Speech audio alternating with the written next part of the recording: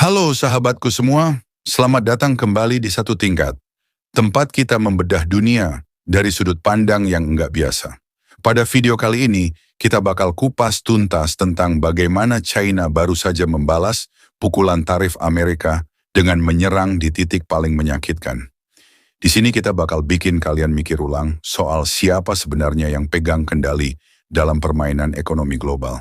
Jadi pastikan kalian nonton sampai akhir, dan jangan sampai ketinggalan setiap detail yang bakal kita ungkapkan. Oke, kita mulai. Pada tanggal 4 Februari 2025, Amerika ngeluarin gebrakan besar dengan mengenakan pajak 10% pada semua impor dari China. Langkah ini diproyeksikan sebagai simbol kekuatan, tanda bahwa Amerika masih ingin menunjukkan dominasinya di panggung perdagangan dunia. Tapi siapa sangka, hanya 6 hari setelahnya, China langsung melancarkan serangan balik yang jauh lebih ciamik. Dengan tarif pembalasan bernilai miliaran dolar, angka yang nyaris nggak bisa kalian bayangin, China berhasil menargetkan sektor-sektor yang paling rentan di Amerika. Nggak percaya? Yuk, kita bedah satu-satu. Pertama, kita masuk ke sektor energi. Amerika selama ini bangga dengan dominasi pasar LNG dan batu baranya. Tapi dengan tarif baru, yang mencapai 15% pada produk LNG dan batu bara, para pemain besar di industri energi Amerika tiba-tiba berada dalam posisi yang sangat tidak menguntungkan. Bayangkan, alih-alih menikmati pasar global, mereka harus berjuang keras karena China kini punya opsi lain, seperti mengalihkan pasokan dari Rusia, Qatar, atau negara-negara Teluk. Dampaknya, perusahaan-perusahaan energi Amerika jadi harus memutar otak mencari cara agar tetap bersaing, sementara China diam-diam mengamankan pasokan energi jangka panjang mereka. Nggak berhenti sampai di situ. Sektor minyak mentah Amerika yang selama ini mengandalkan ekspor ke China, kini juga kena imbas. Dengan tarif 10% yang dikenakan, harga minyak Amerika jadi melonjak, membuat produk mereka kalah saing. Sementara itu, China dengan cekatan mengalihkan fokusnya ke pasokan minyak dari Rusia dan pemasok Timur Tengah yang menawarkan harga lebih miring. Pukulan ini jelas menggoyahkan pijakan ekonomi sektor energi Amerika, menambah beban yang sudah tidak ringan. Sekarang kita beralih ke sektor pertanian. Ingat nggak, masa lalu perang dagang 2018 sampai 2020 yang bikin industri pertanian Amerika menderita akibat tarif mesin pertanian? Nah, sekarang China kembali menekan dengan mengenakan tarif yang menargetkan perusahaan-perusahaan besar seperti John Deere dan Caterpillar. Mesin-mesin canggih yang dulu jadi andalan petani China, kini jadi kurang diminati karena tarif yang melonjak. Bayangkan, petani Amerika harus menanggung beban biaya yang semakin tinggi dan permintaan yang terus menurun. Ini jelas pukulan telak yang bisa bikin rantai pasokan pertanian terguncang, sekaligus mengubah dinamika perdagangan global. Tak ketinggalan, sektor otomotif juga jadi sasaran empuk. Produsen mobil Amerika seperti Ford, General Motors, dan lainnya yang selama ini andalkan pasar China mulai merasakan getirnya serangan tarif.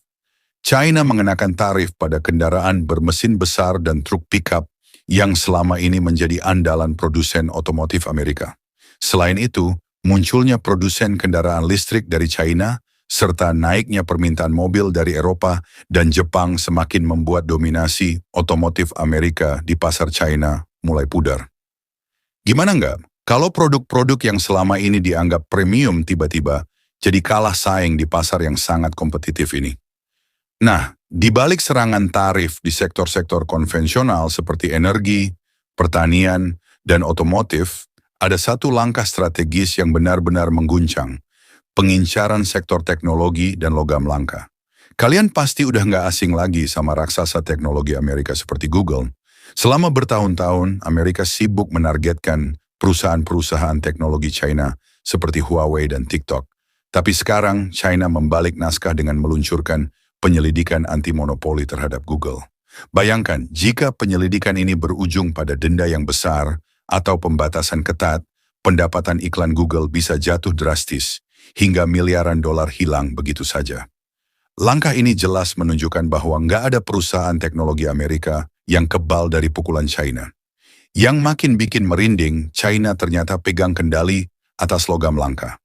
Logam langka ini krusial buat produksi semikonduktor, peralatan elektronik, bahkan jet tempur.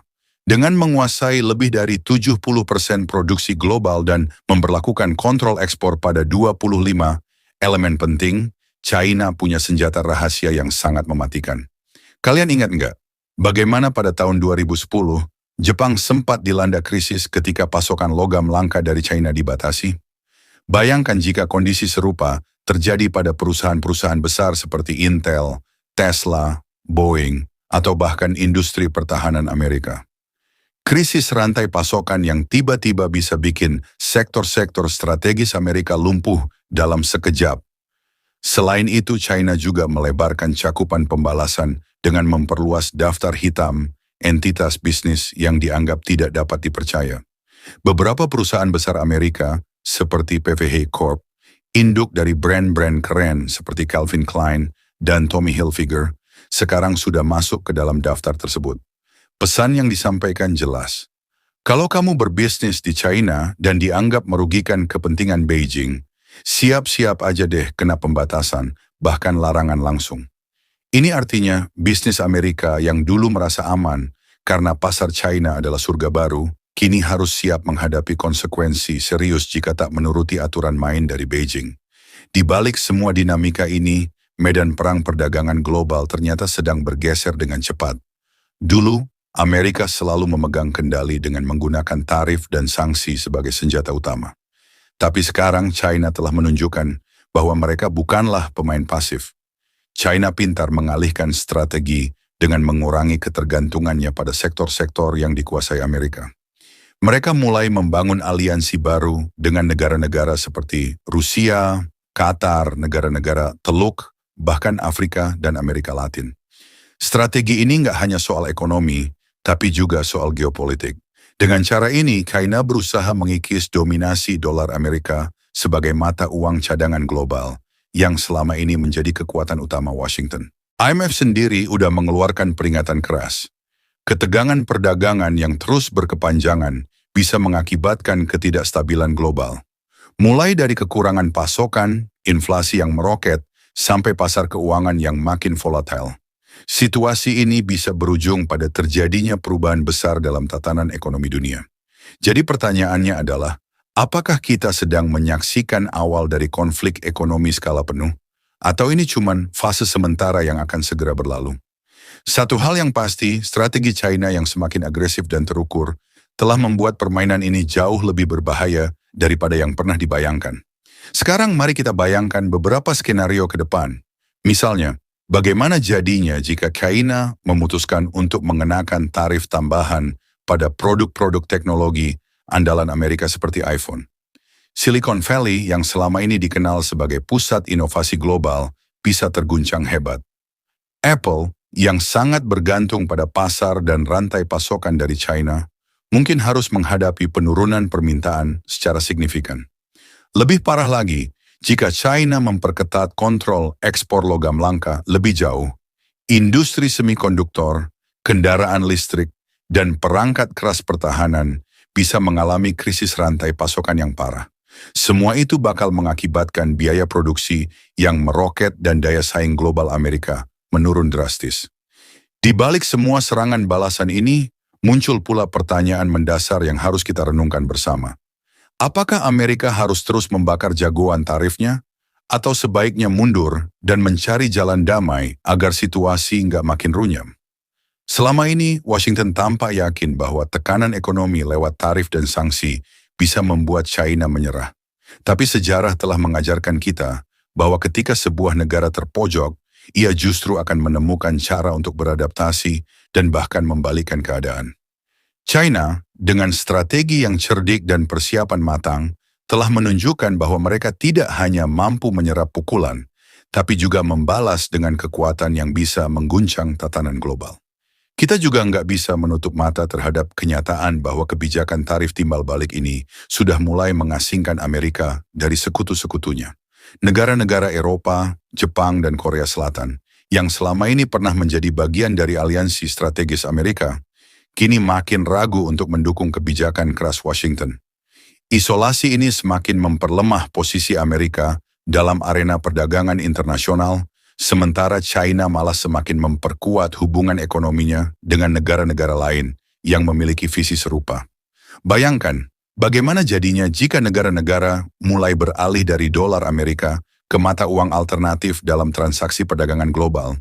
Itu artinya, pengaruh keuangan Amerika bisa jadi tergerus perlahan, membuat Washington semakin sulit untuk menerapkan sanksi ekonomi yang efektif. Jadi apa sih sebenarnya langkah selanjutnya? Apakah Amerika harus terus mempertahankan sikap konfrontatif dengan mengandalkan tarif dan sanksi, atau justru harus mencari solusi diplomatik untuk menghindari keruntuhan ekonomi yang lebih parah? Pertanyaan-pertanyaan inilah yang jadi bahan perdebatan hangat di kalangan para analis dan pengamat internasional. Setiap keputusan yang diambil, setiap kebijakan yang diluncurkan, berpotensi membawa dampak jauh melampaui angka-angka tarif semata. Ini adalah pertarungan untuk supremasi ekonomi global, di mana setiap langkah strategis dapat menentukan siapa yang akan memimpin di masa depan. Di sini kita nggak cuma bicara soal ekonomi dalam hitungan dolar atau persentase tarif, tapi juga soal kekuatan politik, aliansi global, dan masa depan dunia perdagangan. China dengan segala langkah agresifnya telah membuka babak baru dalam konflik ekonomi dunia. Mereka bukan hanya bertahan, tapi juga aktif mengubah aturan permainan. Dan sekarang, kita dihadapkan pada pertanyaan besar. Apakah Washington akan mampu bangkit kembali atau justru akan semakin terpojok di tengah serangan balik dari China? Apakah menurut kalian Amerika sebaiknya mundur dari permainan tarif ini atau justru tetap bertahan meski harus menanggung konsekuensi besar? Silakan berikan pendapat kalian di kolom komentar. Jangan lupa like jika kalian menikmati video ini dan subscribe untuk mendapatkan info menarik seputar ekonomi, geopolitik, dan topik-topik seru lainnya yang bisa bikin otak kalian berpikir. Sampai jumpa di video berikutnya. Salam satu tingkat.